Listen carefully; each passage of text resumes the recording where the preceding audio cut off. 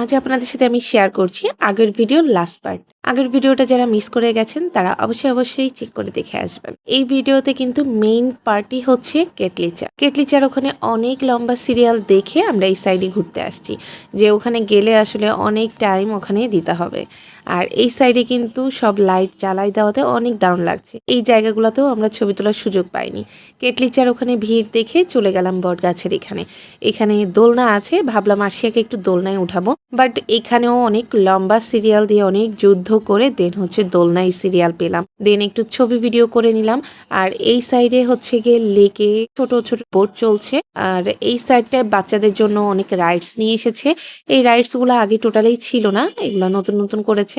এবং একটা ছোট্ট দোকানও দিয়েছে এখানে, আপনারা চাইলে এখান থেকে অনেক জিনিসপত্র ক্লিপ গার্ডার এগুলা কিনতে পারবেন। বাচ্চাদের এনজয় করার মতো প্লেস হচ্ছে। লেকের পাড়টা অসম্ভব সুন্দর লাগতেছে, কারণ লাইটিং দিয়ে দিয়েছে। এই জায়গাটাও ছবি তোলার জন্য সিরিয়াল পায়নি। তো অনেক জায়গায় আসলে সিরিয়াল পায়নি, এত বেশি ভিড় বলার বাইরে। তারপরে চিন্তা করলাম এবার কেটলি চার এখানে আসতেই হবে। যতই ভিড় হোক, ভিড় ঠেলে এবার চা আসলে খেতে হবে, কারণ রাত হয়ে যাচ্ছে, বাসায় ফিরতে হবে।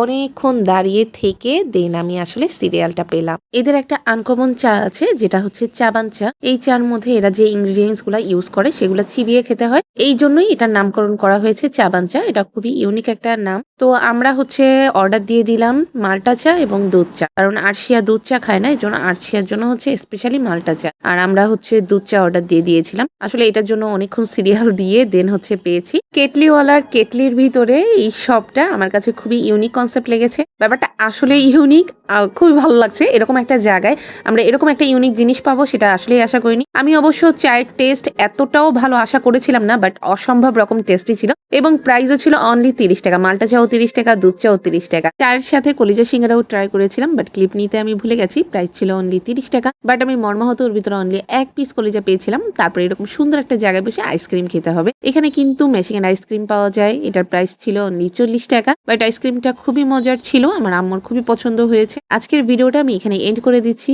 আজকের মতো এখানেই, আল্লাহ হাফেজ।